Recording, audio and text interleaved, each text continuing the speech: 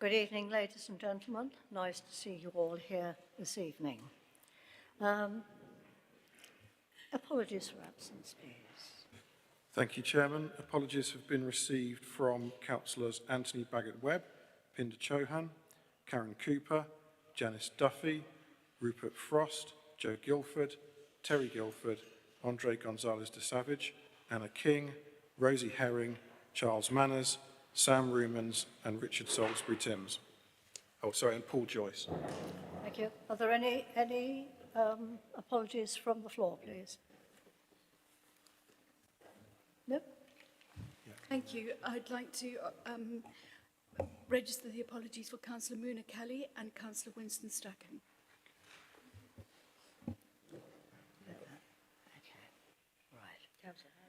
Chair, I have one more apology. Councillor Lisa Samiotis, thank you. Thank you. Anything else? Anybody else? Sorry. No? Item 2, declarations of interest. Have we got any declarations at all? Would anybody like to tell me if they have got anything they'd like to tell us? Thank you. Chair. Sorry, you've got a bar across you. I can't see you. Good evening. Yes. That's okay. Am I good to go? Yeah. I think it's appropriate to declare I attended a Northampton Town Football Club game with some competition winners. I took myself, my daughter and the competition winners of a road safety competition.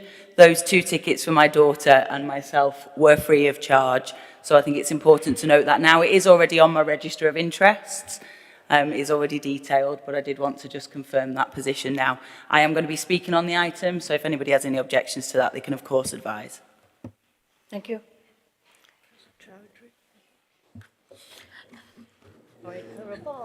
Hi, Anne, sorry. Yes, in my capacity as Mayor, I visited Northampton Football Club this weekend as a guest. Yes. Is there anybody else who's got anything? Yes, please. Just for clarity as well, in my community role and school role, I attended a football game prior to Christmas. It's all on my register as declared, so it's just for clarity, for absolute clarity. Thank you. Anybody else? Hi. Yes, I don't know how far we're going to go back, but when I was the Mayor of Northampton 4 years ago, I also attended Northampton Town Football Club as a guest.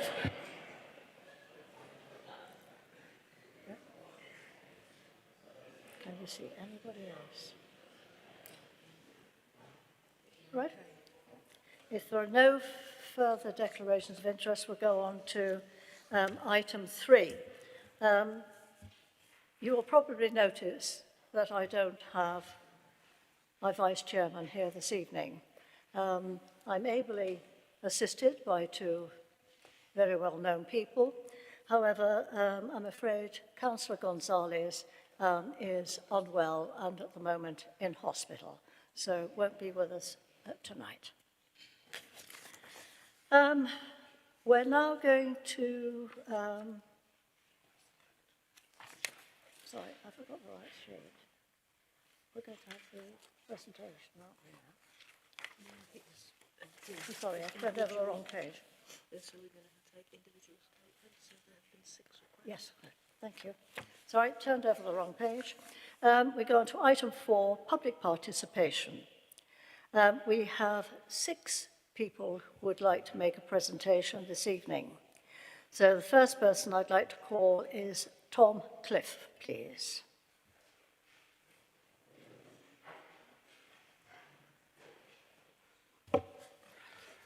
Good evening, councillors. Thank you for letting me speak tonight. My name is Tom Cliff and I'm the democratically elected supporters representative on the board of Northampton Town Football Club. Having been born in the town and supported the club since 1986, this is a role which I took on with great pride, but also recognise the responsibility that goes with it.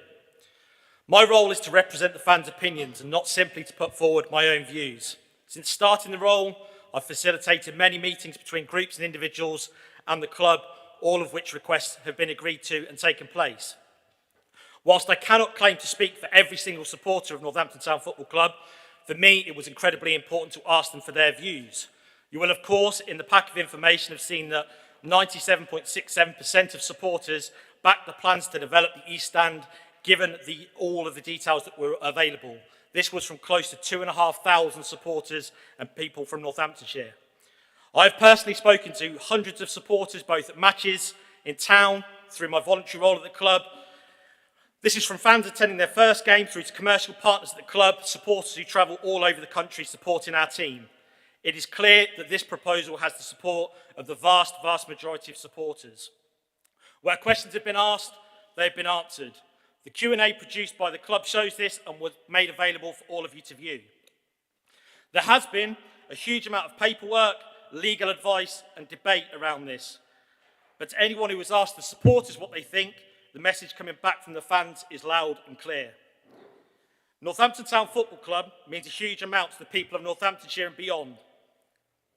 You will have seen the celebrations around the town and in this very room during the Championship season 2016. But the club goes way beyond what happens on the pitch. This proposal will give the fantastic Northampton Town Community Trust more facilities to carry out their award-winning work. You will see before, during and after the pandemic that their work makes a life-changing difference. 1 minute remaining. And with better facilities, this can support even more people across Northamptonshire. In fact, the work is so far-reaching, I would suggest there is not one constituency in this council that has not benefited from the club's community work. Not every person who benefits from this work will be a supporter of the football club, but they are certainly benefiting from the work in which is carried out across the community. The new stand will also provide facilities for disabled supporters who have been without adequate facilities and have had to watch games in recent times from pitch level, open to the wind, rain, various elements. The new East stand will include a covered viewing platform which will give great views for our supporters. For those supporters wishing to experience hospitality for the first time ever, Northampton Town Football Club fans will have pitch-side executive pitch-facing facilities. This proposal not only supports the town of Northampton in the short term, but it also offers opportunities for the future. As we sing at the games, Northampton Town, I'm proud to be. So please, let's allow the club to thrive and ensure that future generations can rightly be proud to say they are supporters of Northampton Town Football Club. Mr. Cliff, could you wind up, please? You've had your 3 minutes. Okay, last sentence. This has been a very robust process subject to independent valuations. The club have weighed up lots and lots of options, costed them, and this is the way in which we see fit to proceed. So thank you very much for your time, and let me have a say on behalf of the supporters. Thank you very much.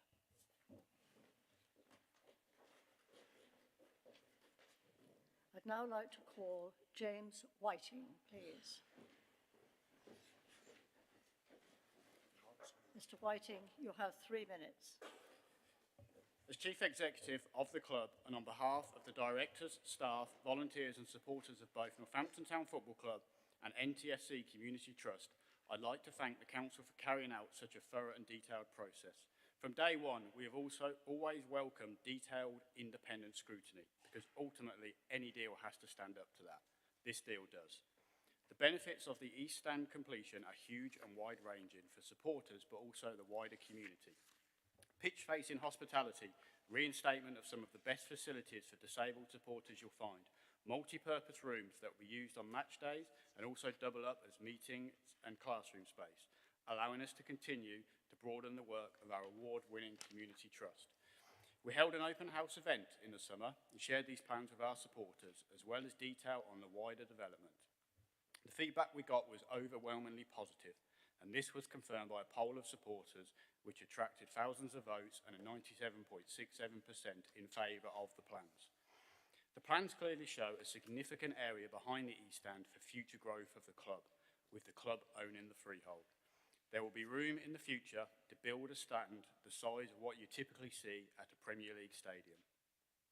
Of course, there will always be opposition, challenge, but we ask councillors to look purely at the facts. A deliverable development, the only option that guarantees completion of the East Stand, club-owned land behind the stand, development on the land in line with the council's planning policies and the aims of the enterprise zone, additional jobs created and significant rates for the council. Anyone standing against this proposal now or seeking to delay or frustrate the process with further demands is doing so to the detriment of the football club, its supporters and our community. Any talk of the owners only being interested in land or being asset strippers is simply untrue. They transferred ownership of CD&L to the club. This, plus the structure of this deal, is creating assets and opportunities for the football club. The owners have been very hands-on from day one. Staff who have been at the club for 20 years will tell you this is the best it's ever been. The owners continue to support the club financially, and they support me and the other staff hugely. You don't have to look far to see the evidence of this. The club works with more local businesses and schools than ever before. Attendances are increased. Continual investment in the first team, the academy, the community and the education work. So my plea, as somebody that stood in the terraces before I stood in the boardroom, is for everybody to get behind this deal. Councillors will see just how important the football club is to the people of Northampton and how it is a major asset to the town and the community. Just weeks away from the 125th anniversary of this great club, now is the time for action. There is no alternative with credible plans. Now is the time to back the football club and allow it to move forward. Thank you. Thank you very much, Mr. Whiting. Can I now call Mr. Hayden Spencerley, please? You have 3 minutes. Good evening, everybody. It's good to be speaking to you this evening. I'm a lifelong supporter of Northampton Town. I started going when I was 6 to the county ground. The wheelchair section at the county ground was a little sort of area behind one of the goals. There was a Tony Ansell van just there that you could smell the burgers. I think you can still smell them today when you go to the county ground. I want to tell you of a time when we scored a goal, because we did used to score the odd goal at the county ground even then, and I opened my mouth and a hailstone went into it. That shouldn't really happen, should it? We moved to Sixfields in 1994, award-winning facilities for wheelchair-using supporters, the best in the country for a short period of time. I could see the whole of the pitch for the whole of the game. It was amazing. Anyone who's ever been to a football match and has not been able to see the whole of the ground for the whole of the game, you'll be in the minority, I expect. This proposal that is set before you, that James and Tom, they've given you a lot of detail and facts and figures and all that, I want to share with you a bit of emotion. I want to not get wet watching football. I want to be able to see the whole of the pitch. I want to be able to celebrate promotion in May. Preferably, if you can get on with it, that would be great. But shortly afterwards would be fine with me. Adequate facilities, at the very least, for those who use wheelchairs and have other mobility needs, is a minimum. This deal, it doesn't provide a SOP, as somebody said to me earlier, for those who are wheelchair users. This provides a great option for us to take. It is the only one that will work. And I want to commend it to you this evening. Thank you very much for listening. Thank you very much indeed.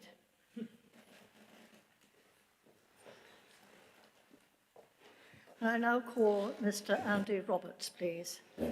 Mr. Roberts, you have 3 minutes. Thank you. Good evening, councillors. I'm Andy Roberts. I'm the chairman of Northampton Town Supporters Trust. Some of you here today may have been told that the trust is anti-club, with an agenda to bring the club down. It's complete nonsense. The truth is that the trust has been looking out for the football club for the last 30 years, and I chair a board of hard-working, dyed-in-the-wool Cobblers fans, all volunteers who do what they do because they love the club. I hope you recognise the fact that the football club, like the Saints and Northants cricket, is a valuable community asset which is deserving of your support. The trust position is that we are pleased that there now appears to be a clear impetus between the council and the club's owners to secure a deal which will see the East Stand at Sixfields completed. The trust has long supported the urgent completion of the stand, which has been left in an incomplete state for far too long. Like all supporters, we want it finished. We recognise that a deal is a matter for the council and the football club, not the trust, and we see no benefit in the council considering a land sale to a third party, as this would realise no benefit for the football club. All we are asking is for councillors to support a deal which completes the East Stand, but which also protects the historic community land behind the stand, an area within the football club's historic footprint of just under 4 acres, which is registered as an asset of community value, an ACV. Under the present deal proposed, this land is also being sold, and we understand that half of it is earmarked for industrial development. This land should be retained, or at the very least protected, in favour of development best suited to future ongoing investment for the football club. We have asked the club and the council whether there is a possibility of applying conditions to the development of all of the old athletics track land covered by the ACV. And looking forward, we would like to propose a partnership infrastructure foundation between the council, the club and the supporters to discuss potential uses of land and ways in which this could be enabled and funded to grow the club's assets and to benefit the local community. I close by echoing the words of Conservative MP Tracy Crouch, who led the review on football reform, which could be introduced into law later this year. She said, if it was not already sufficiently clear before the start of the review, the evidence has been clear that football clubs are not ordinary businesses. They play a critical social, civic and cultural role in their local communities. They need to be protected, sometimes from their owners who are, after all, simply the current custodians of a community asset. Thank you for your time this evening. Thank you very much indeed for your contribution. And I now call Mr. Keith Buckby, please. 3 minutes, Mr. Buckby. Thank you. I'm a director of the Supporters Trust of Northampton Town Football Club. I'm aware that councillors, yourselves, have received a raft of information from the club's directors and others urging you to support the proposed stand and land deal. Despite the club's repeated publishing of what its directors call a detailed plan, the deal as proposed leaves the future of the football club entirely reliant upon its directors doing what they say they will do. The plan contains none of the detail that would be required should the directors be presenting a business plan to investors. How much profit might be made? What costs will be incurred before that profit? Do they look reasonable costs? What do they mean when they say for the benefit of the football club? Nobody knows. How might it look in a year's time if the council has written another blank cheque for the club? I've been a trust director for just over 3 years, but I've been a supporter for well over 30 years. My 17-year-old son is a lifelong supporter. Some of the best moments of my life have been watching our football team, especially with my son. Yet, according to owners, as a member of the trust, I'm anti-club. But I support the completion of the East Stand. I accept the rights of the owners to make money. What I don't accept is putting blind faith in business people who have no previous connection to or affiliation with our club. These business people until recently ran the club from the tax haven of the British Virgin Islands. They said when taking over the club that they had the funds to complete the East Stand, which helped them to become the preferred bidders for the club. 6 years later, it isn't done. They sold 100% of the club to Chinese investors for £6.68 million and didn't tell supporters, the club's employees or its sponsors and commercial partners that they had done so. Yet they keep repeating the mantra of financial transparency. They reacquired the club from the short-lived Chinese ownership and have never told anyone whether it cost them anything to do so. In over 6 years, they've not come up with a single significant initiative for improving the infrastructure of the club. The only ideas so far have come from supporters. How is this progressive ownership? The directors and certain staff have waged a propaganda war against the Supporters Trust. If we're so wrong in our concerns, then why have they recorded meetings without telling us, trawled social media for anything we say about the club as individual supporters, and when the trust has contributed money to the club through sponsorship, neglected to mention it in matchday programmes when every other sponsor ever has been thanked repeatedly. And last week, as this meeting loomed closer, emails disparaging the trust was sent from the chief executive of the club to councillors.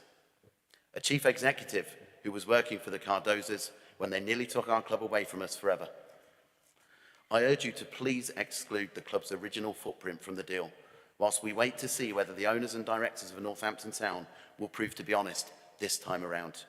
If anything goes wrong, then our club will still have a chance to move forward. If the owners finally deliver what they have promised for 6 years, and I hope they do, then we can all work together to create something for the benefit of club and community of which we can all at last be proud. Thank you. Thank you very much, Mr. Poppy.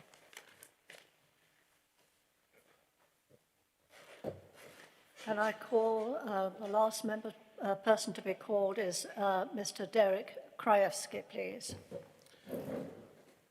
Thank you. Thank you for allowing me to speak today. My name is Derek Krajewski, and I was awarded Supporter of the Year in 2012, but that's enough about me. History appears to be repeating itself. In 2015, the Cardozas, as owners of NTFC, wanted to claw back their £7 million debt by development of the East Stand.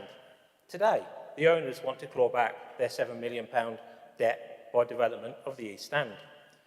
In 2015, we lost our East Stand along with the training and running track facility behind it. Today, up to 4 acres of asset community value land could be lost and sold off for warehousing. In 2015, through 6 years of stagnation, development was the only focus, all done in the so-called best interests of the club. Today, after 6 years, our owners have stated that they don't do build it and they will come, and that it's not financially viable to develop NTFC or the stadium. Yet, apparently, this deal and development is the answer to our prayers and in the best interests of the club. In 2015, NBC rushed into a deal that resulted in millions of pounds being mishandled through the football club. Today, long delays, then Zoom, council and this public meeting all created at very short notice. The land deal changed from a co-op profit share to a quick sale. We also have the same employees from 2015 imploring fans and council to just get the deal done. There appears no desire by our council, our owners, even some of our own fans, to use this opportunity to build something special, something to actually be proud of. And that lack of ambition and belief in Northampton as a whole is very, very disappointing. Yes, we need the executive boxes. We need far, far more than the 300 extra seats if NTFC is to prosper. Oxford United recently announced a new 18,000-seater stadium, even though they don't sell out their current 12,000 seats. The Trust presentation to the Council in 2021 was received as negative, and unfortunately, it's an uncomfortable truth. NTFC has underperformed for about 40 seasons out of the last 55 years, and lack of infrastructure has been a major factor. We have by far the smallest stadium capacity per population of any established league club. So, why is there a sense of desperation rather than excitement to this development? In 6 years, around £40 million has gone through the hands of the owners in relation to the football club, with almost nothing to show for it. So can they or anyone else tell me why I should trust them with our ACV land? As our council, you are here to lead us. You have 20 acres of land in a prime area. Are you happy to miss this opportunity for real investment and growth in our town and our football club by selling off land cheaply and building more warehouses? I implore you and the council to remove all of the original ACV land from any land deal. That ACV land should not be owned by any football club owners. It is a vital piece that could be used to secure NTFC's future for generations to come. For example, profits directed to an infrastructure foundation that maintains and develops the Sixfield Stadium. Mr. Krajewski, could you wind up now, please? Okay, yeah, one last moment. After all, it is Northampton land and it should be trusted to the people of Northampton. With due respect, not speculators who reside in Florida and Dubai. We can really do better. Thank you very much for your contribution.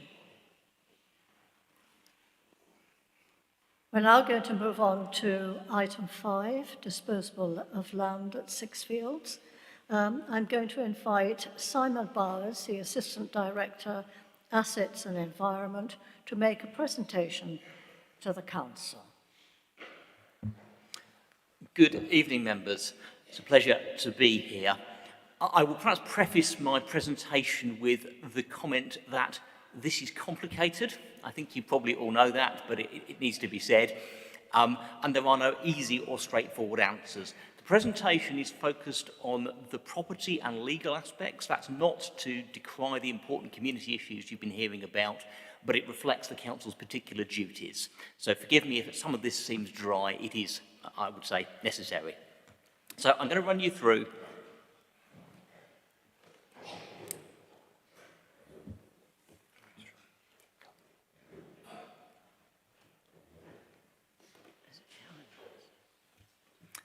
one moment. Thank you. I'm going to run you through 4 essential headings. One is where we are. One is about how we've assessed the value of the land, the assets in question.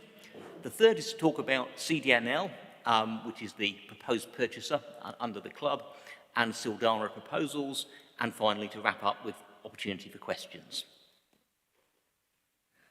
So, the current position.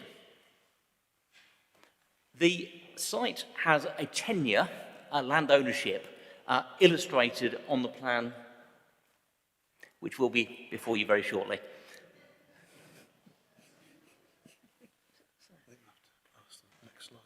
Okay. I will ask next slide, gentlemen.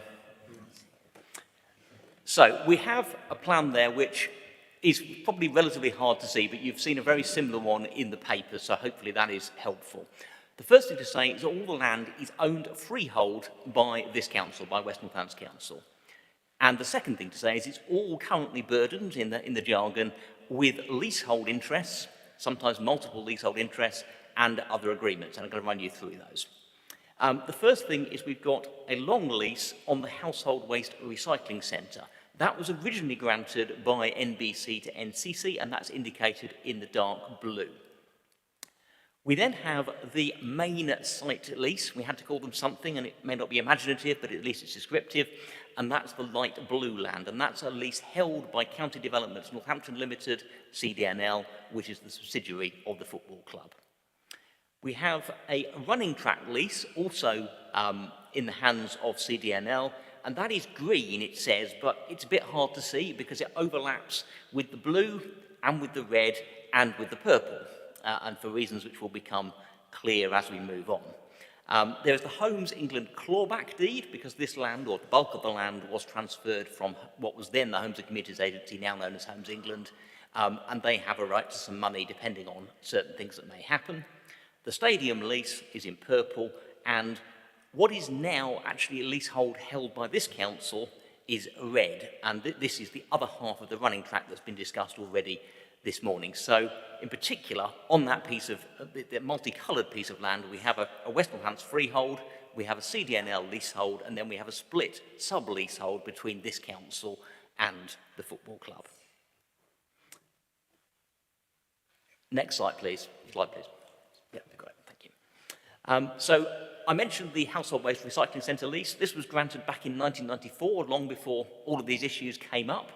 The original landlord was obviously Northampton Borough Council, and the original tenant was NCC. Since that time, the main site lease was granted, and that means the landlord for this lease is now CDNL, and following local government reorganisation, the tenant is West Northampton Council. So we are both the freeholder and the sub-leaseholder, with a lease intervening between those two layers. Now that site is part of the area which remediation is required if the main site lease is to be retained post-2024. We then have the running track lease, which I've talked about briefly. It's a little clearer to see here. You can see the green boundary.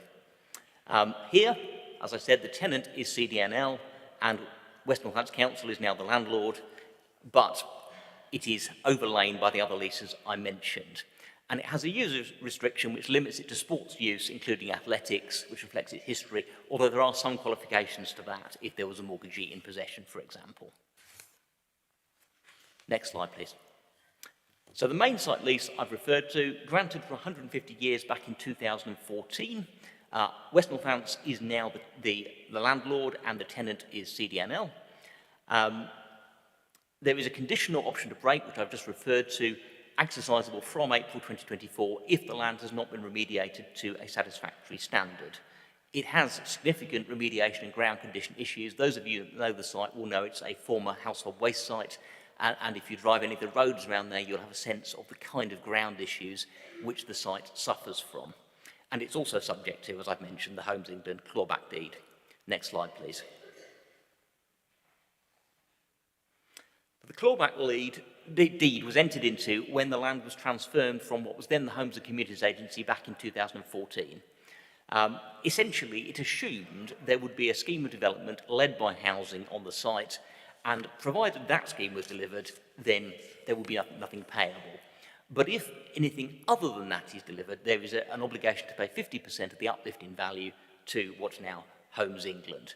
Now, because our assessments, I'll talk about those in a moment, are that the housing-led scheme has a value of nil, that essentially means there is a 50% take of any scheme that is potentially viable.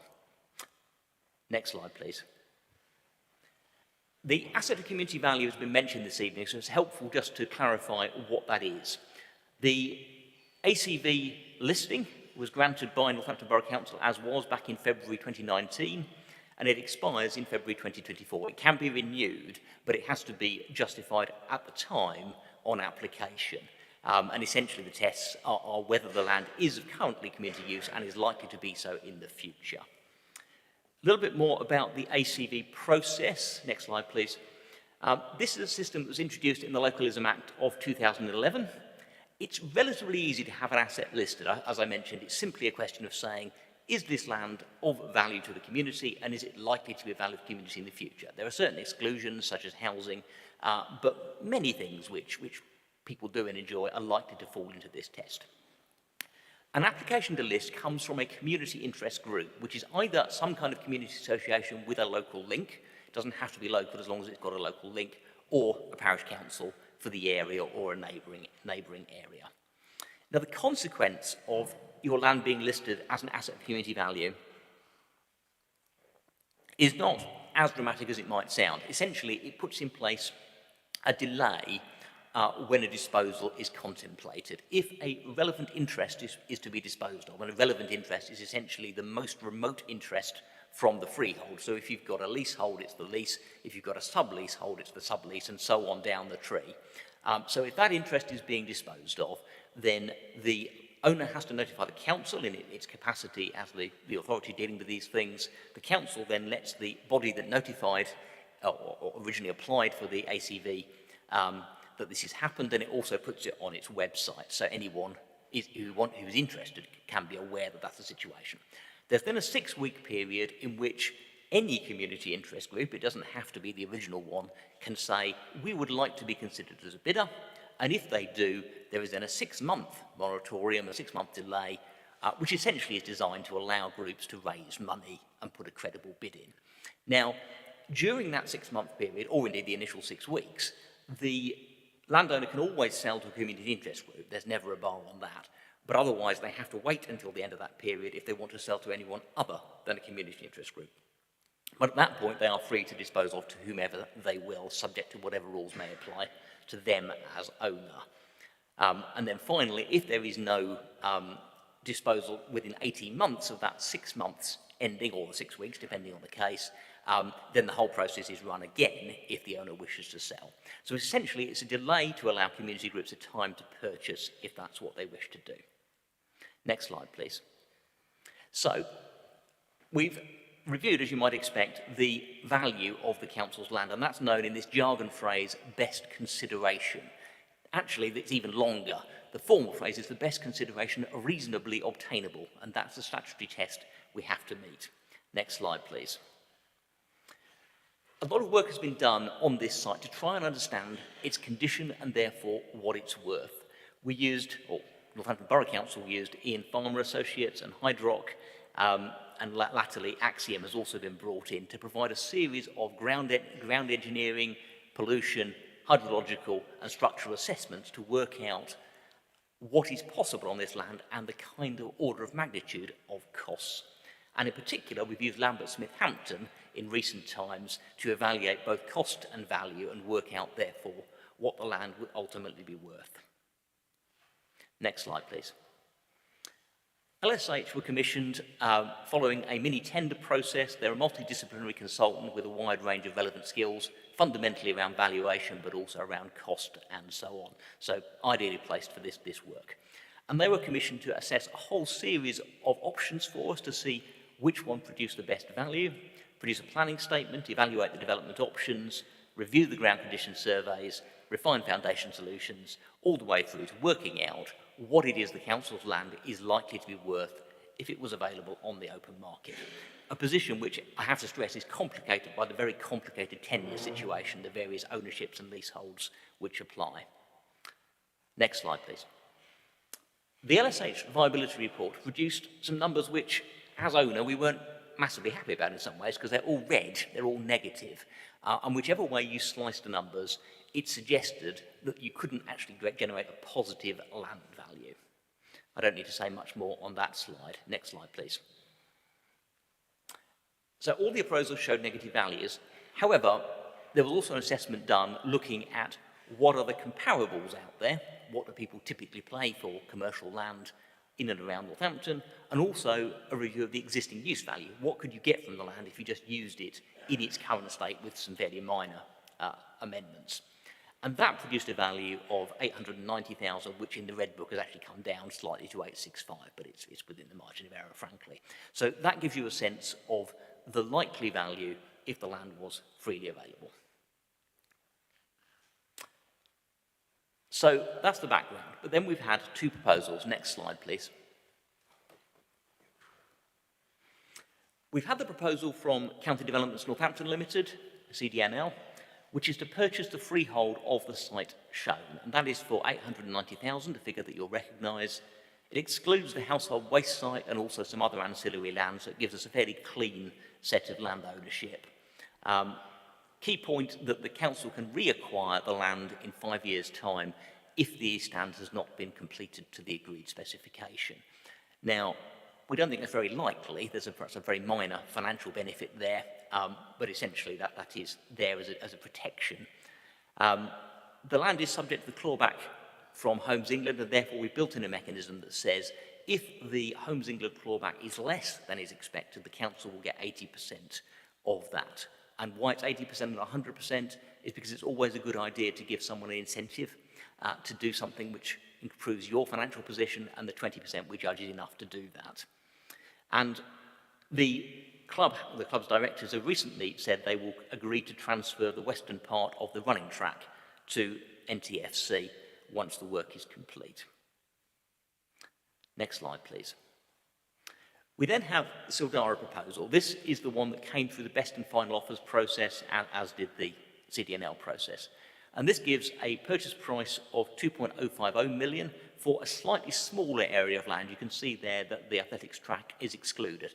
And that was essentially for the very practical reason that there is no break clause in the athletics track lease. So it wouldn't be worthwhile to propose to sell it. The offer was conditional on the council being able to break the main site lease in 2024.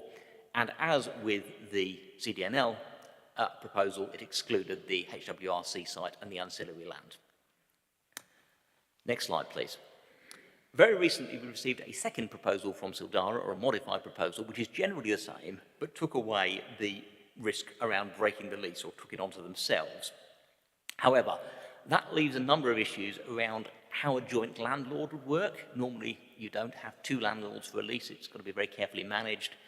And we haven't had the opportunity to properly consider and work through how this might work, and therefore, it is not recommended. Next slide, please. So there are a series of issues that have had to be considered in drawing up the reports you have before you, both the council report and latterly the cabinet report.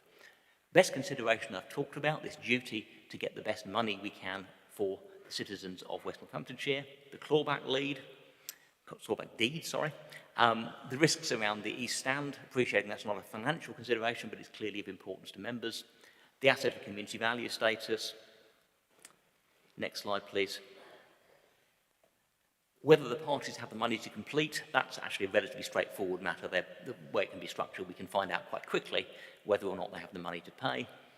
There is the duration of the buyback period with CDNL. I've mentioned that being 5 years, and you might think 5 years, that's quite a long time, but it's judged that by the time you have an application for planning permission, you have approval, and you've worked through everything that's required, 5 years is not an unreasonable period, although we understand they wish to do it sooner than that. How would protect those obligations? They will be tied down through legal charges registered with the Land Registry, so we're comfortable that would protect it.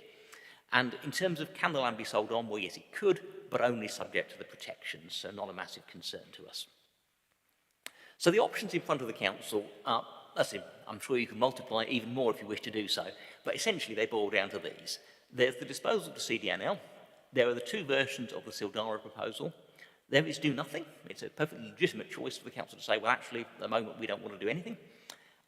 We could seek to dispose after the main site lease was brought to an end. The land could be marketed now and see who else has an interest. Or there is a scheme that was put forward, an outline scheme by Northampton Partnership Homes for a housing-led development on the site. And we've reviewed all of those, and they're set out in some detail in the Cabinet paper, so I won't repeat that now. Next slide, please. But our overall assessment is as follows. The CDNL offer is financially preferable to the Sildara (1) offer because of the issues around the current leases. CDNL can offer, and have offered, to surrender the leases, no problem, no dispute, no questions asked. Sildara 2 cannot be properly assessed in the decision-making timetable the council has set before it, and it's the council's choice when it takes these decisions. There is a merit in getting a decision, moving on and taking the benefits of an outcome. And given all that, the CDNL offer is recommended. And it's probably worth stressing that from the point of view of this analysis, completion of the East End is a welcome but secondary issue. The recommendation is based on the financial considerations in front of the council. With that, I will close. Next slide, please, and invite questions.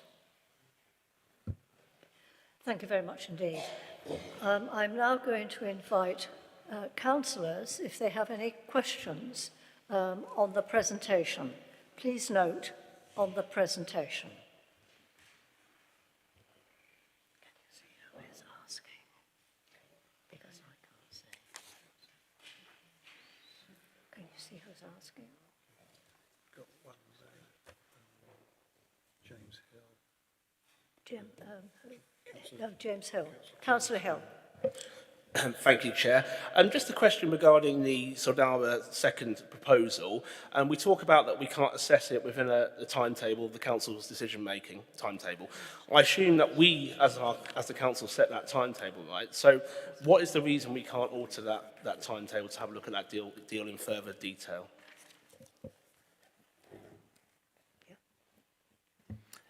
Thank you, Councillor Hill. The simple answer to that is that's within the council's choice. If council wished to take longer, it would be free to do so, but it's not obliged to do so. It has that choice before it. Thank you.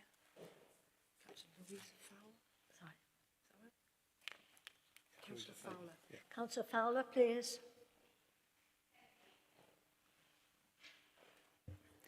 Thank you. You mentioned due diligence. Can I just confirm that due diligence was done on the backers of the CDNL proposal and that you looked at how many companies they had been directors of, secretaries of, and the charges that are still outstanding against the companies that they had been a part of? Thank you, Councillor Fowler. We've done a reasonable amount of due diligence. It can get very expensive to do full-blown due diligence. And because this is a situation where the council is receiving money, there is actually relatively little risk from a council perspective in terms of those financial issues. But we have checked with the insolvency service, for example, and indeed none of the persons on either side who we've been discussing with have an issue at the insolvency service. Thank you. Councillor Stone. Thank you, Chair. I've got 3 questions. Has there been any remediation on that land in the last 10 years? I'd like to know, please. There was at one time some Chinese involvement, wasn't there? Has that disappeared? We don't hear anything about that anymore.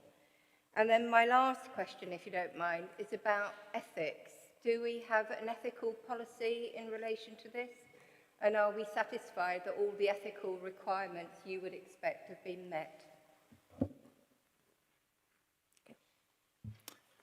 Thank you, Councillor Stone.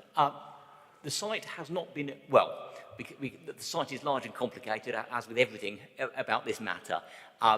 The running track site has benefited from some remediation. The main site has had limited work in as much as it's got anti-pollution measures designed to prevent polluted material flowing from the underlying substrate into the local watercourses, but that's probably not remediation in the sense you're thinking of. In terms of Chinese involvement, there is no trace of Chinese involvement in the records available on the public record. That doesn't mean there isn't anything, but it's not really a massively relevant consideration for land transaction as long as the money is legitimate and is available, then there would be nothing to concern us even if there was. And in terms of ethics, I don't think the Council has an ethical policy per se, but would obviously seek to work in an ethical fashion. Having said which, the Council does have statutory duties that sometimes override what we might feel are ethical considerations. In particular, the duty to secure best consideration isn't bound by classic commercial morality. We have an absolute duty like a trustee does. I hope that's of some help. Thank you. Councillor Shepherd, please. Thank you, Simon. Three quickies. Firstly, who is responsible for the setting of the timetable? I'm not aware of that timetable until seeing the report. Secondly, you described the advice of Lambert Smith Hampton as giving 890 as the likely value. Is that not rather, is the credibility of that advice rather not thrown into question when we have an unconditional offer of 2 million from Sidara? And thirdly, I understand that we've been talking, or somebody's been talking for over a year with the football club owners about this. Was no consideration given throughout that period to exposing the site to the proper market?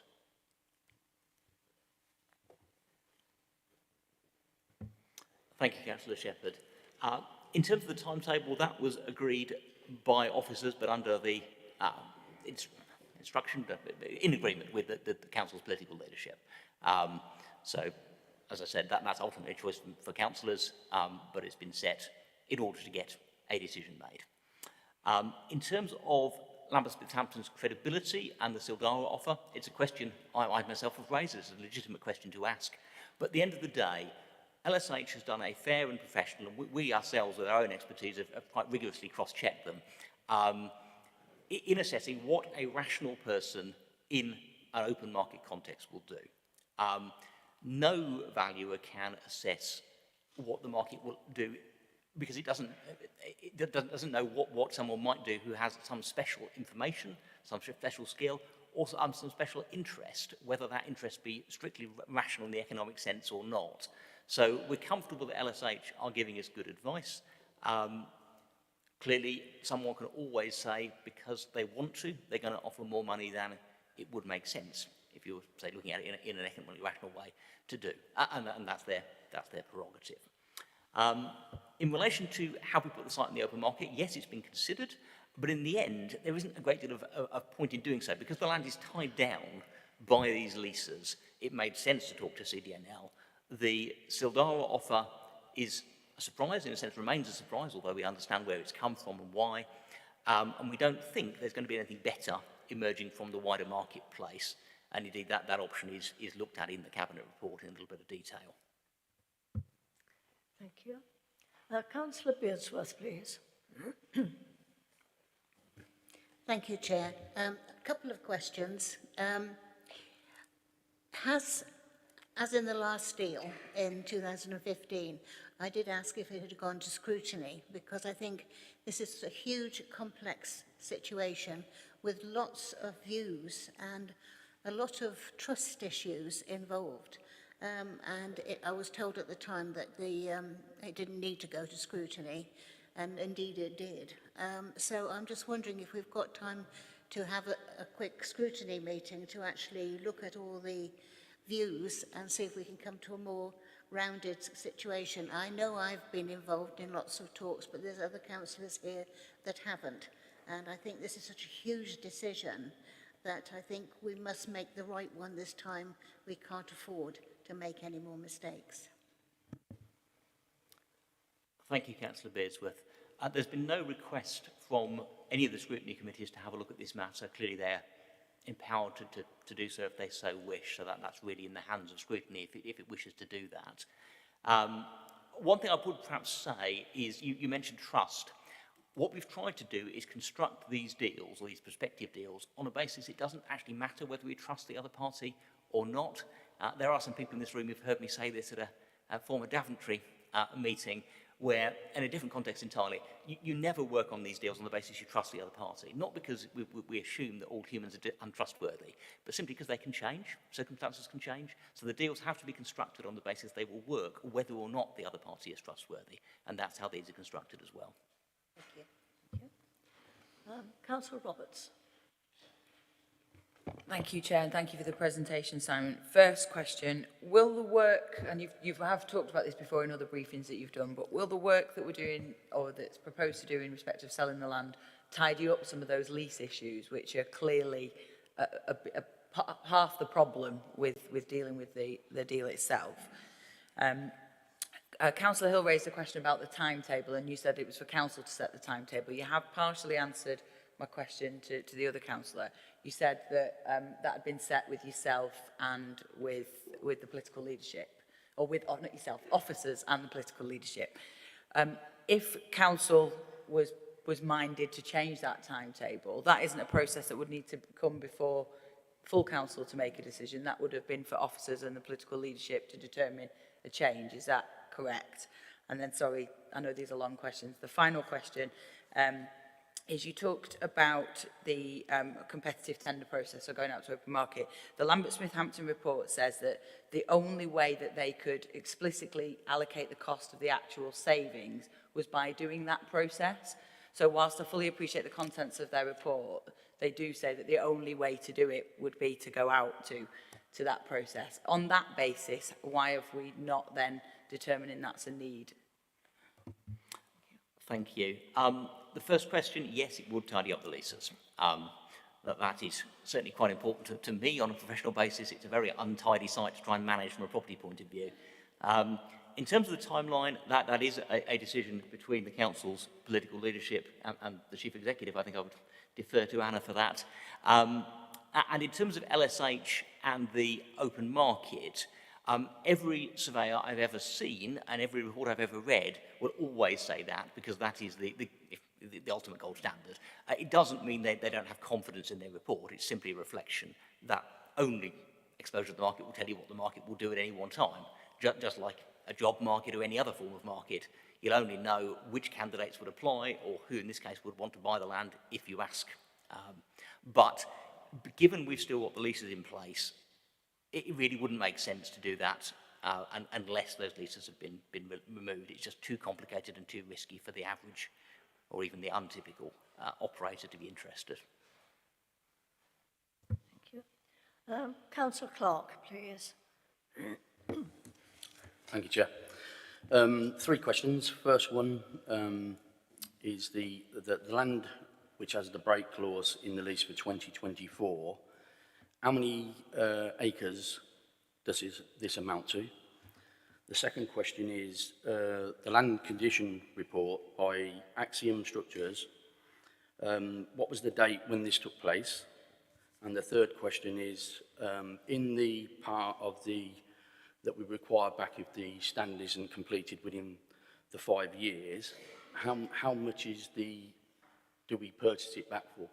Has an agreement been put in place for that? Thank you. Thank you, Councillor Clark. The area I will need to just refer to, but it is stated in the Cabinet Papers. So if you bear with me 1 second, I will find the number. The area of the main site, or the land which is to be sold to, well, they're both stated, so I'll give you them both. The Sildara area is 17.29 acres, and the CDNL area is 20.90 acres, the running track making up the difference. In terms of your other questions, the Axiom Structures report was last year, 2021, and how much would we reacquire the land for? £1, plus, of course, any taxes, legal costs, that kind of stuff. But the actual purchase price is £1. Thank you. Councillor Irvine Swift, please. Thank you so much. I might take another tag as an audit. You know, I'm a member of the audit committee. So could you please clarify for us all? So I will put what I think are the facts in front of you, and if you could clarify that, I would be very thankful. First KPMG did a public interest report, and we can all read it. We have all the things. So I do think that with that report, I assume that you did the boring well. So also we have a new auditor, external auditor, Grant Thornton, and Grant Thornton has written a little booklet that is very interesting, and I recommend everybody to read it. It's lesson learned from recent public interest reports, and in fact, we have the report for Sixfield in that. And the conclusions are very easy to read, and our Section 151 officer has informed the external auditor.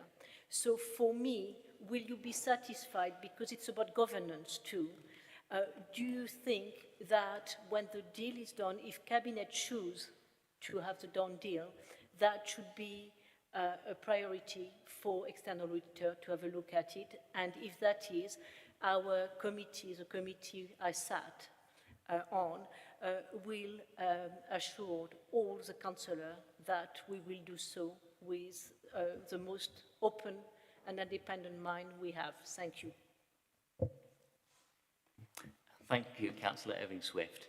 I'm well aware of the public interest report. I remember reading it when it first came out, and it in fact is cited in the Cabinet report. You'll probably notice that, because we're acutely aware of the background here and the need for the council to demonstrate transparency and good decision making. That's partly why this full council meeting is being held, and why this paper is fully public, whereas there could have been an argument for keeping these parts of it private, but in the interest of transparency, given the history, that has been done. So yeah, acutely aware of those issues, and the entire Office of Core, I'm absolutely confident, is determined to get this right and give council good advice to make decisions on the back of.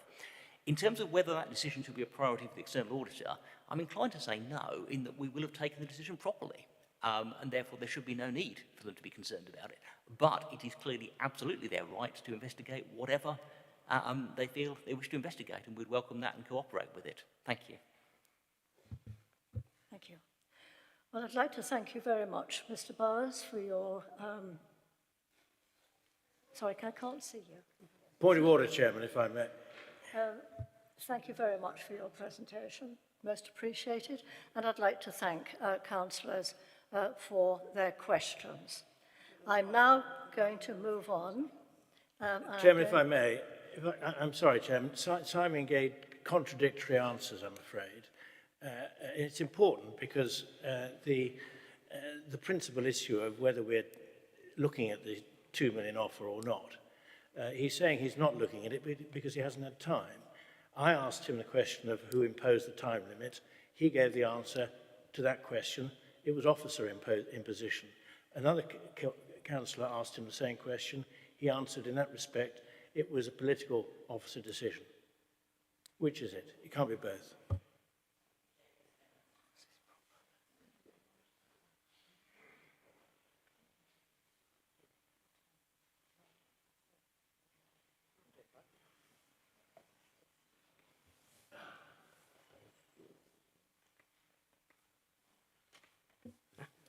Apologies, just to say that this is a Cabinet decision, so when we set a timetable for any committee, we go to the chair of the committee that makes that decision, and in this case, that was the leader of the council, so we consulted the leader of the council about the decision-making timetable. Thank you, but he was not aware that the effect of the timetable would be to bar Simon from looking at the £2 million offer. Right, I think I'll continue if you don't mind. And thank you very much for everybody's contribution. I'm now going to move on and I'm going to invite Councillor Malcolm Longley to propose the report, please. Councillor Longley, you have 5 minutes. Thank you, Chair. I'm very unlikely to take anything like that long. Everybody's seen here tonight how complicated this is. It's not a straightforward decision by any means. I think Simon's done a spectacularly good job in trying to explain all the detail. I'm not going to comment on the report because tonight is all about listening, taking note, listening to what the questions, they're very good, some very good questions, and also listening to what all the members have to say.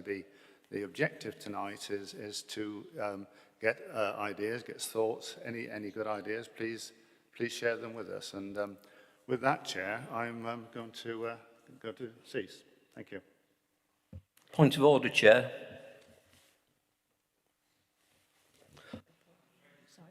I was registered to speak and you never called me. No. Okay.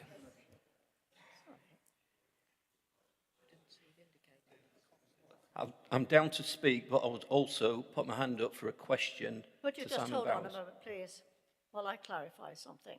Thank you.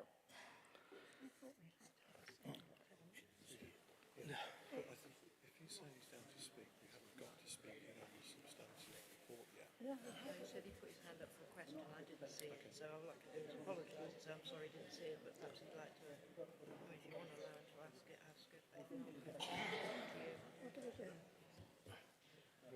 If we didn't see him raise his hand, so if you want to do that, She can't see down there, that's the problem. for other councillors to ask questions as well. just move on if you want. We'll just have to go back. Well, I'm terribly sorry, Councillor, and apologise to you, but you certainly weren't seen. And I feel now that we have to move on. And I'm going to now ask Councillor Michael Brown to second the report, please. Councillor Brown. Thank you, Madam Chairman. I'm going to reserve my right to speak to the end of the debate, at your permission. Thank you. We have questions. Sorry? Yes, okay. Thank you very much. Right, I'm now going to invite speakers to comment on the report. And I actually have a list here of speakers, so there can be no doubt whatsoever. And we'll start, if I may, please, with Councillor Emma Roberts.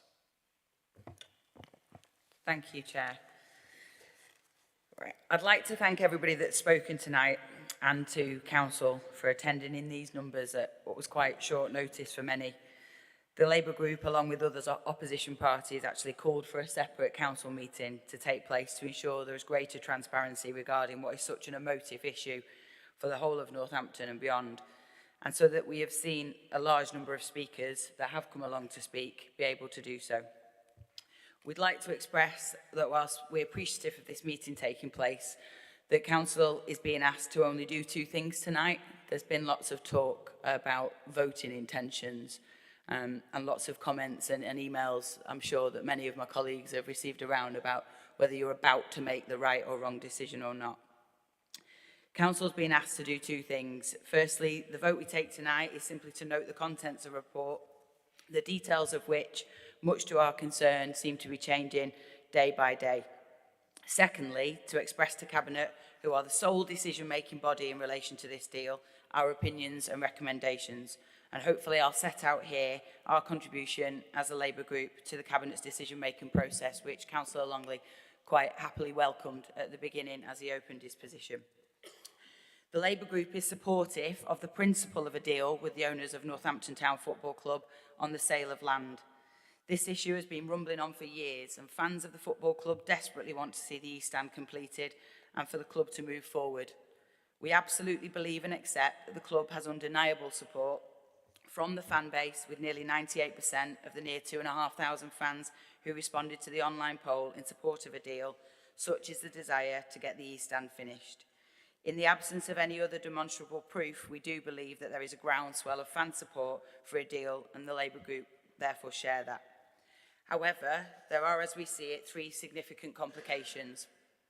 The first complication is the asset of community value, status assigned by the former Borough Council to the part of the area which includes not only the stadium itself but the athletics track and land adjacent. The accepted ACV requested from Northampton Town Football Supporters Trust will undoubtedly create delays should Cabinet give approval to the deal as written. So the certainty being sought by this land sale is actually a false economy in real terms, and Simon's explained the moratorium periods. There are also some concerns about development on half of the athletics track area and whether this would restrict future expansion or future alternate use for the club should, as we hope it will, rise through the football pyramid. The current plans to complete the stand and its car park will equate to broadly halfway across the current athletics track footprint, which is also half the ACV footprint. It's that half a running track that would seem to us to present the final hurdle, if you pardon the pun. Whilst the club are adamant in their statements that the development as proposed will not restrict future expansion, the CGI imagery provided by the club isn't completely clear what would feature in the other half of the athletic track area, and understandably, as no plans for the development of the other land has yet been forthcoming, it's hard to have full certainty in this regard. Councillor Roberts, could you wind up now, please? Okay, I need, if you can bear with.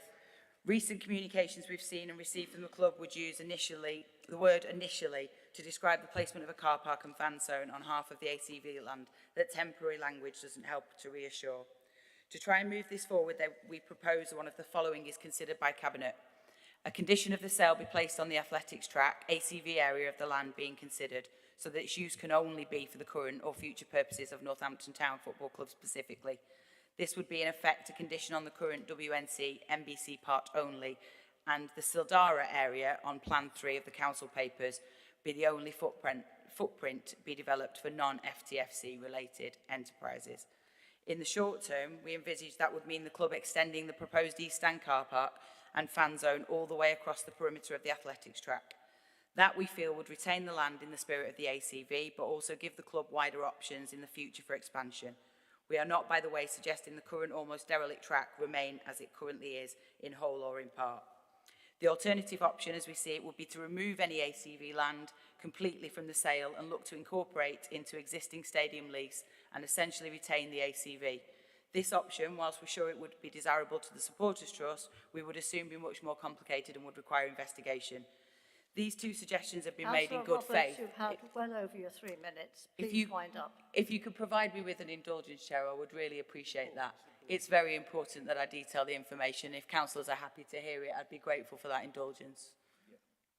My colleagues are nodding, Chair, if I could beg your indulgence. I promise I'll be less than a minute. Time me, I'll speak faster.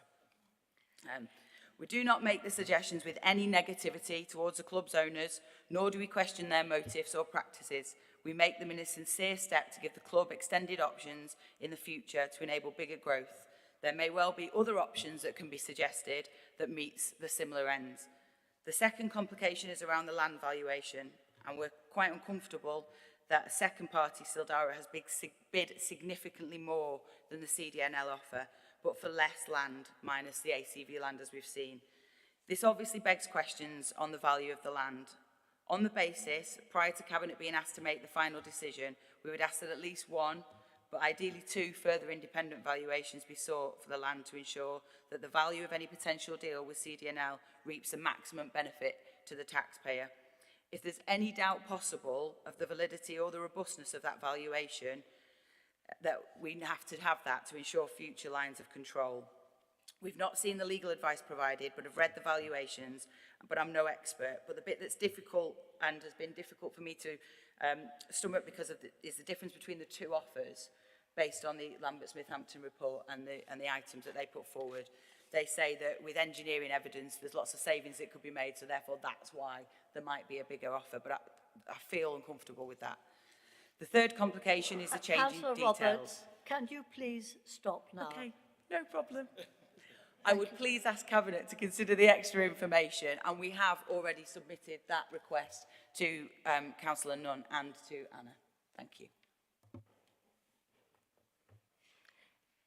Can I just remind everybody that we do have a lot to get through.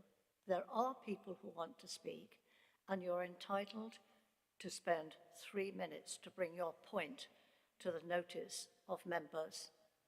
So can I please remind you, 3 minutes. Thank you. I now call Councillor Nigel Hinch, please. 3 minutes, Councillor Hinch.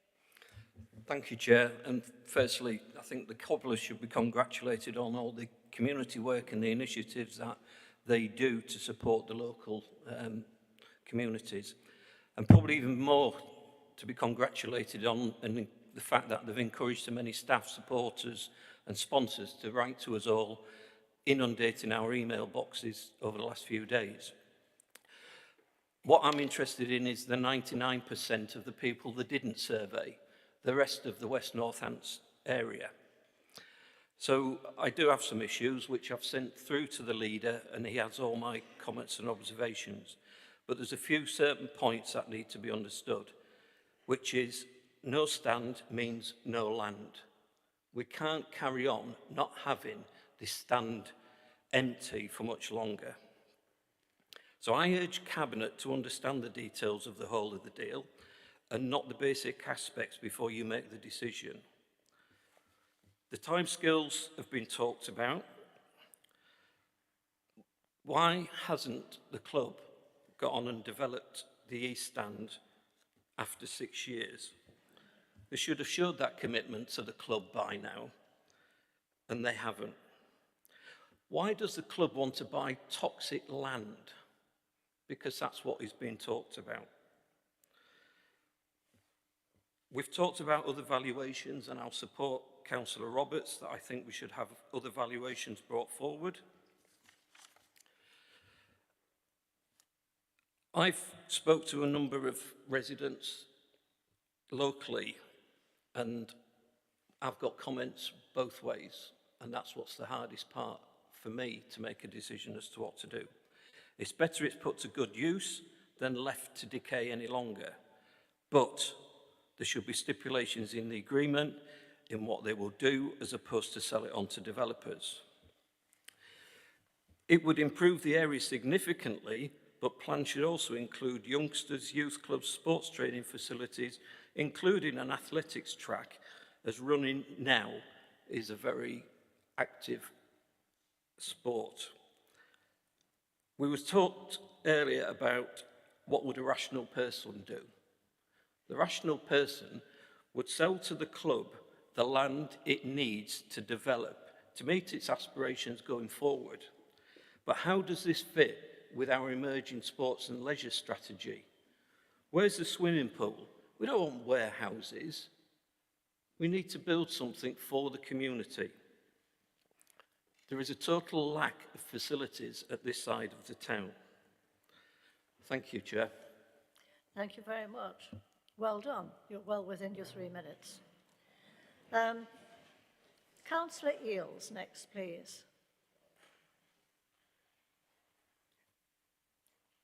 Councillor Eales. Yes, please. Okay. Well, I was going to speak if required, but I may as well. I think what's really unfortunate, and there's been more than one reference this evening around some of the email traffic. What's really unfortunate is that this issue has become so polarised, and we're going to leave here tonight, and there'll be people that you're either with us or you're against us. You're either with the club or you're with the Supporters Trust. It ain't that simple. It is not that simple. I sit here as someone who's been born and bred in the town. I ain't going to give me family history, don't need it. Born and bred in the town, elected councillor, but also a fan of the club. So I suppose by that stretch, I am conflicted. But the decision that we're being asked, or the feedback we're being asked to give, is around a deal with the football club, but we've got to consider much more than that. We've got to consider value. We've got to consider that the taxpayer gets the maximum benefit. Lord knows they've lost enough over the last few years in relation to things in that part of the world, and that's no reflection on anyone in this room or indeed who owns the football club. So I think it's really unfortunate that it's become so polarised and that people have been almost, it's almost like a gang mentality, and it is not that simple. But I do think it would be unwise for us to be extremely diligent. Make no mistake, I want a deal done with the club, and I want that stand completed, and I want that club to move forward. But when we're sat here now with some real unanswered questions, it's probably why I'm a former postal worker and not a businessman. I don't understand how you can have a situation where there's a deal on the table, a deal I'd love us to take, for £890,000, where there's a second deal, which we can't consider because the timetables and da-da-da, for £2.1 million for less land. It would be crazy for us not to say, well, hang on a minute, we better have another look at this, hadn't we? So if it's unreasonable to ask for a bit more due diligence and a bit more consideration, potentially some more independent valuations, well, I'm guilty of that, but that does not make me an advocate for the football club.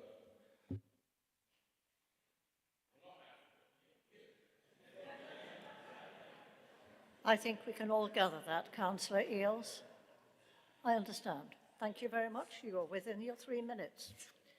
Councillor Beardsworth, please. Thank you. I will try to be brief, Chair. There's a couple of questions I would like to know, basically. We don't know what's going to be built there. We don't know if it's going to be more sheds or if it's going to be retail. And if it's retail, will it be a problem with our town centre plan? That's one of the questions. The second question is the club is going to be paying for the stand on top of already a quite considerable debt. And we don't know if that's going to be cleared by the development or not. We have no answer to that. The owners have been in charge for 6 years, and you'd think to show good intent they would have done something already to build towards the stand, but nothing has been done. This is a deal where we don't know what's going to be built. We don't know how this club's going to come out with it, with the stand being paid for by themselves, having more debt. And I really think there's so many unanswered questions here. We've got I've had so much information thrown at me. I don't think I've not had enough information, but I still don't know what's going to be built. I don't know the timescale. I don't know what the outcomes will be for the club. I don't know whether they're going to let some of the land go for community use. It's all so confusing and very difficult to come down on. Everybody wants to see the cobblers get on and get the stand built, but I don't want them left with a huge debt either. And I want them to be, I mean, they won this week, and it was really wonderful that they did, and it was a really sort of good omen as far as I was concerned, but I still have reservations. I'm sorry, I still have reservations. Thank you. Thank you very much indeed. I now call Councillor James Hill. Thank you, Chair. And today, thank you to officers and people who spoke today about this very complex issue, which I think we'll all agree there are no easy answers. I think, like you say, there's two issues here, obviously, which everyone's discussing tonight. And the first one is the East Stand Stadium, which we are obviously all extremely keen to see to get done. And the second is the valuation of the land and what is this land actually worth to us and the taxpayer as such. My question is around the enabling development which will come as a result of any remediation work which was done. And I worry as a council that we have no stake in that enabling development, because ultimately, and let's be honest, this land is worth something. We know we have two offers on the table, one being double which the other one is. So clearly there is an interest and a value in this land. Now, I think personally I would like to see some sort of stake in that future enabled development profit, because there has to be something there. These people are businessmen, and that's what they're here to do and make money, and that's fine. And I don't have any problem with that, as long as the taxpayer of West Northants also can benefit from that as well. And I know the East Stand Stadium is a part of that, and I understand that, but we aren't here to continually subsidise the football club, which we have done in the past, and as we all know the history around that. So I agree with what colleagues have said tonight regarding let's have a look at, let's look a little bit closely in terms of the second offer which we now have. Let's have a look maybe at some closer valuations regarding the land. At the end of the day, the land is going nowhere. Northampton Town FC and their owners are going nowhere. They said tonight how committed they are to the club. So I don't see how a few more months or whatever it will take will really harm the deal if it's as good as everyone says it is. So that's where I am. I really do want to support the deal, and hopefully we can get there. Thank you. Thank you very much. Councillor Rosie Humphreys, please. Thank you, Chair. Very briefly, I simply want to echo what has already been expressed, that further valuations are sought in the light of the second Solera proposal. So I would urge the Cabinet to resist getting the job done when further examination might ultimately produce a better solution. Thank you. Thank you very much. Councillor Louisa Fowler, please.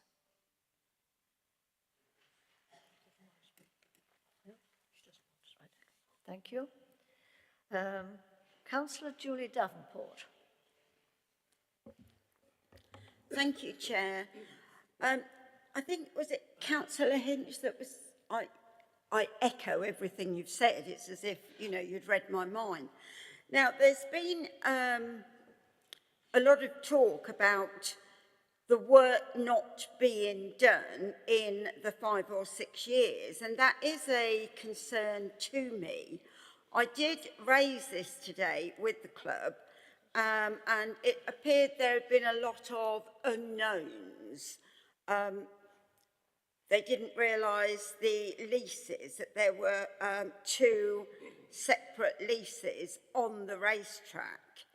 And my concern is, and also other problems financially, that they said they didn't realise with the club.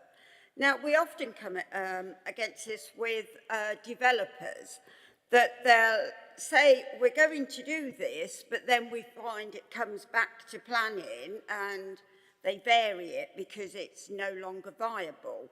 So now I know with this, we've got the clawback of £1 if they don't build the stand.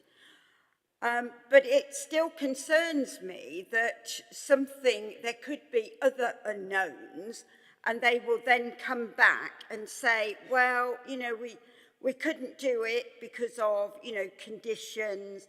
We didn't realise how toxic the land was. And I do understand that it is very difficult for people with disabilities to go to the club.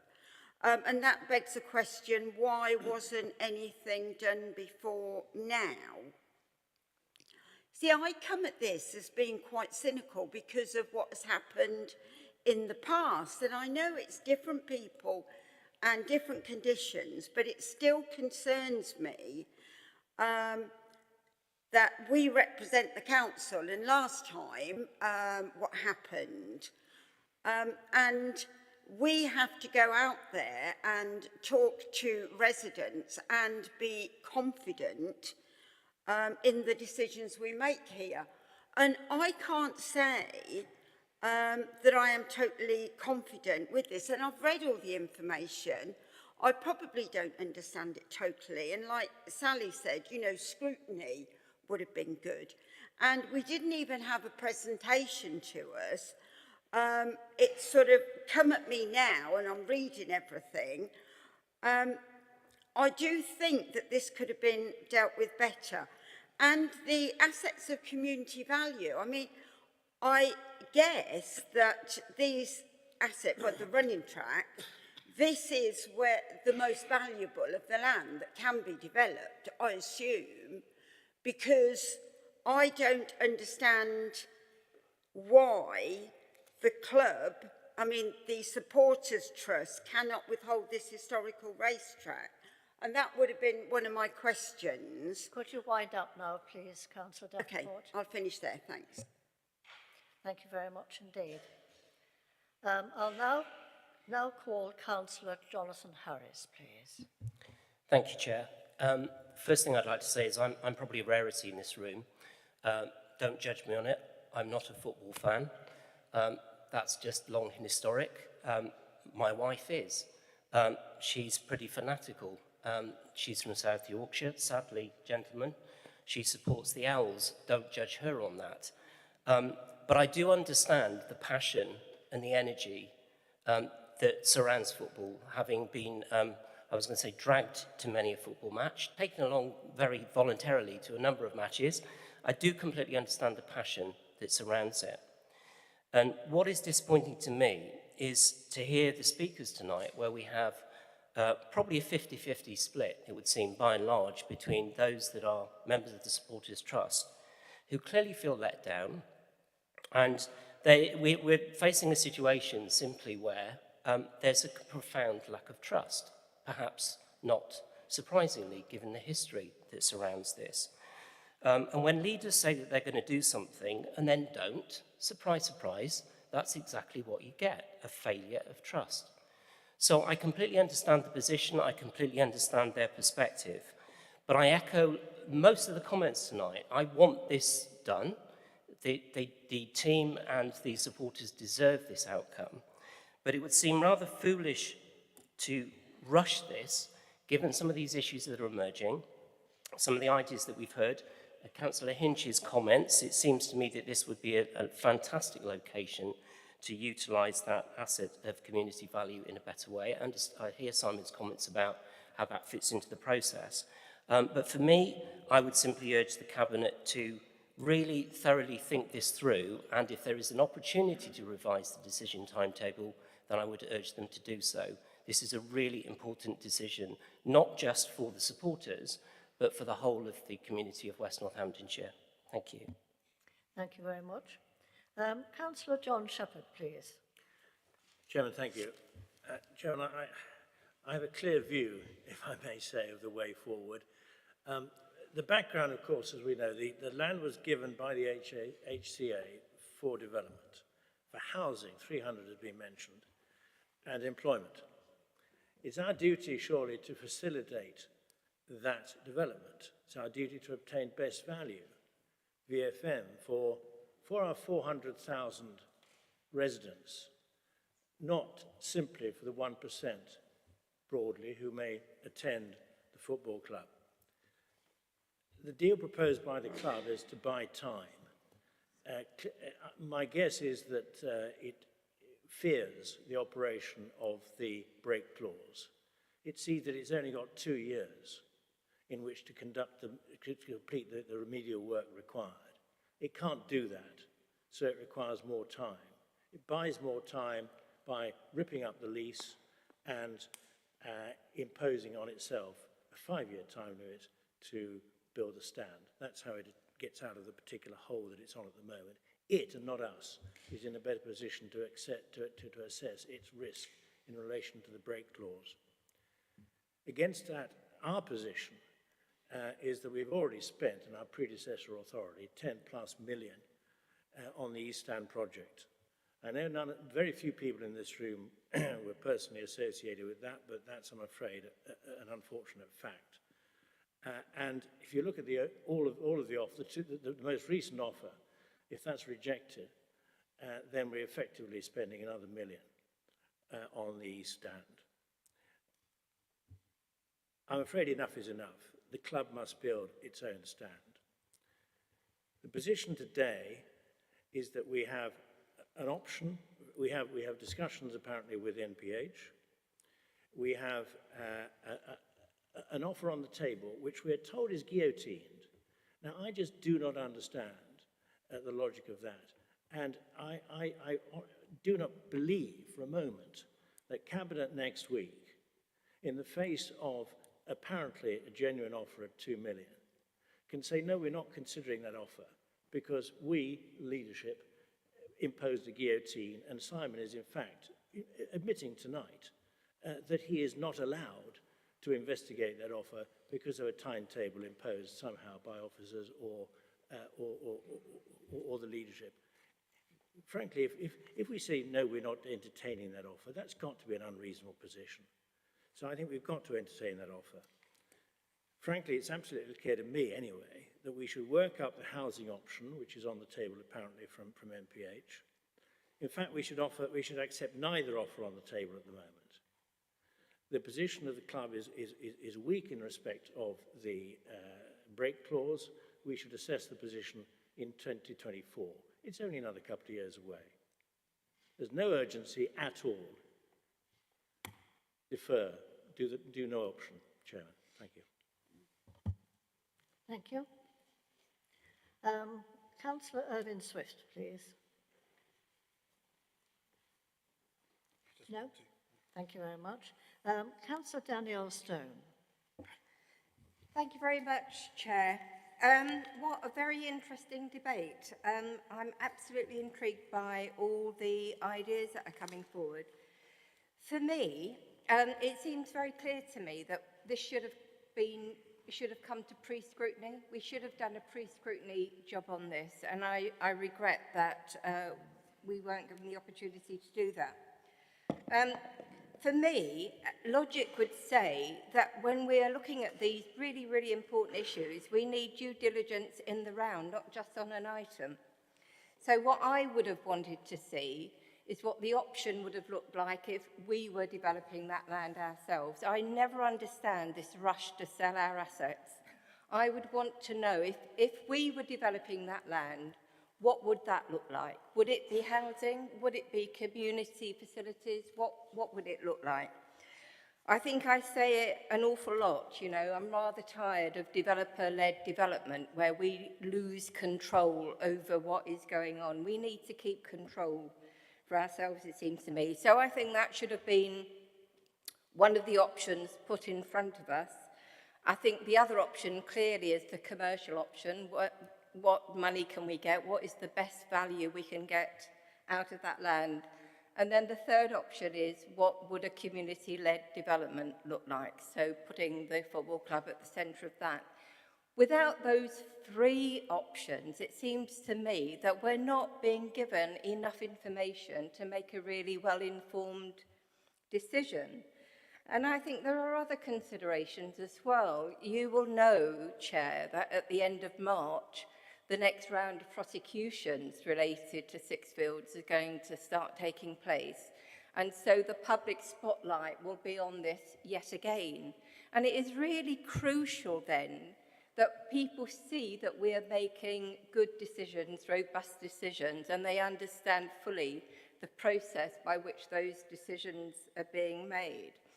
And so I think it's really, really important to do what other people are asking, to take time out to reflect, to go back to see what all those options might look like. All those three options that I'm suggesting that it would be profitable, it would be wise for us to have a look at.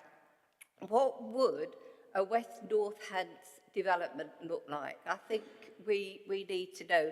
And from a corporate scrutiny point of view, I think all of those are really material considerations. I would just like to finish by saying I don't quite agree with the officer, Simon Bowers, in terms of trust. Trust, the lack of trust, the damage to trust that happened over the Sixfield fiasco is really important. And it affects all of us. It affects all of us. People's loss of trust in politics affects all of us. And we need to work as hard as we possibly can to rebuild that trust. Thank you. Thank you. Councillor Meredith, please. Thank you, Chair. I just want to put my points really to the Cabinet because it's them who's going to make the final decision. And I'm pleased that the Cabinet is not making any comments on this tonight and that they're listening very carefully to what the councillors have to say, and that is a good thing, and I thank them for that. The other thing is I'm really worried about this, what is going ahead, what if it goes ahead, because I think there's a lot of implications of what happened last time, which could happen again if we're not careful. One of the things what happened last time was that we asked that to go to scrutiny, and that never went to scrutiny, and decisions was just made by then administration, and we all know what the result of that was. The other thing I'm really concerned about is it's taken the club now 6 years not to be able to raise the money to build that stand. I would have thought a club like Northampton would have gone out there into the community, applied to all these funding agencies and raised the money so they could finish that stand off. That's not impossible to do in this day and age. There's lots of organisations who would be happy to support a local football club. And also, my colleague, Councillor Beersford, made a point that we don't know what's going to be built on that land. And I asked this question. I was told, I believe it was about 30 years ago, that this land could not be built on because there was the methane which was caused by the landfill. And if that is the case, how many people here would like to have, be it a house or a building or whatever, on that land which is full of methane, which can last for 100 years. There's a danger to that. And I'm just saying to the Cabinet, be very, very careful on this decision. Get it right, because if you don't get it right, we're going to be in the same position that we was over the 12.5 million, whatever it was. Thank you. Thank you very much, Councillor Meredith. Councillor Michael Brown reserved his right to speak. Did he? So do I ask Well, he seconded, so yeah, if there's no other speakers. Councillor Michael Brown, is there anything you'd like to say? You reserved your right to speak. Yes, Madam Chairman. Thank you, councillors, for your contributions tonight. But I think it will be useful to remind us all that this council is not NBC. The owners of the football club these days are not the Cuddoses. And this deal is not the same deal that happened back then. There are no blank cheques in this deal. There are no loans. We only gain financial benefit from doing this deal. Most importantly, no stand, no land. Now, this council has huge aspirations for this town and for the wider West Northamptonshire area. We have aspirations to be a city, and for us to be a really viable city, we need to aspire to have better facilities and a better offer for people in this area. And the club shares that aspiration that this council does. It's clear from this deal that that is the case. We're one of the fastest growing counties in the country, and we have to act like that. We have to attract more people to live, work and play here and raise their families and stay here and not move away once they've gotten their degrees. And it's time Northamptonshire had the same facilities and cultural offering that some of our neighbours have.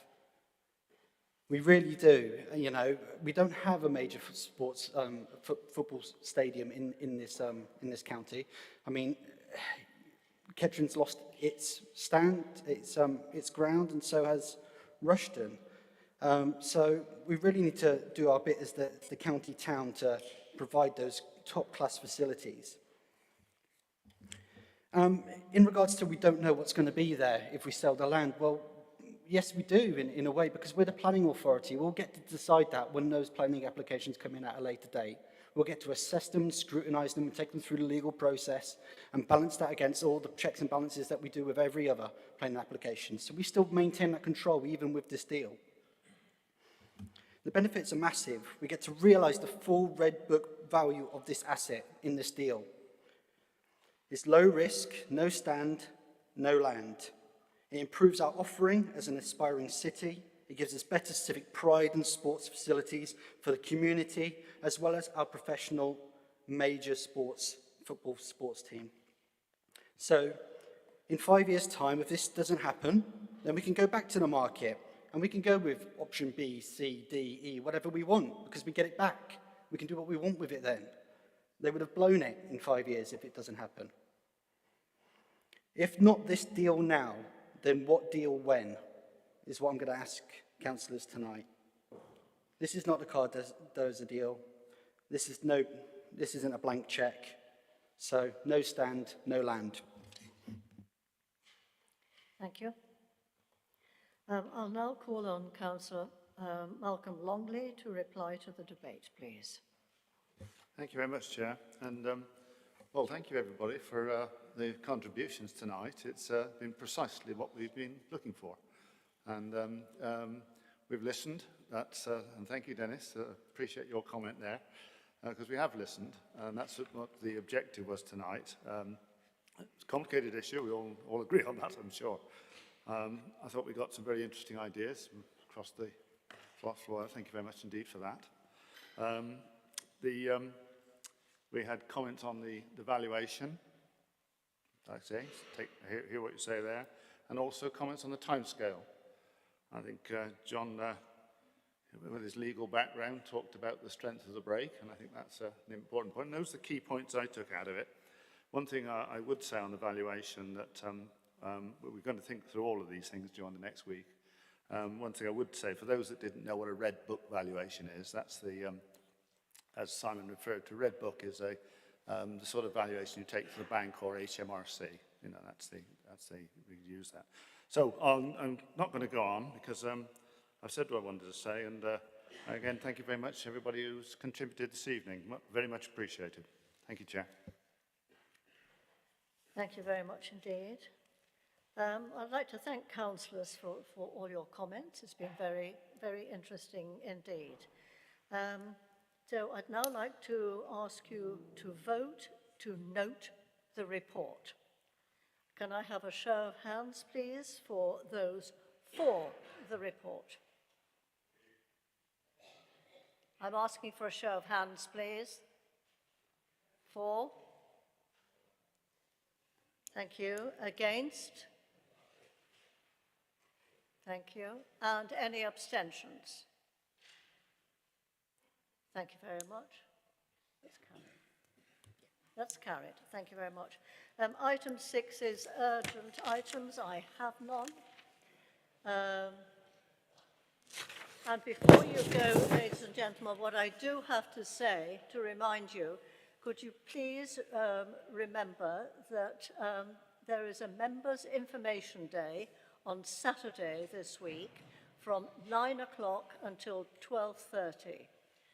It'll take place at Angel Square.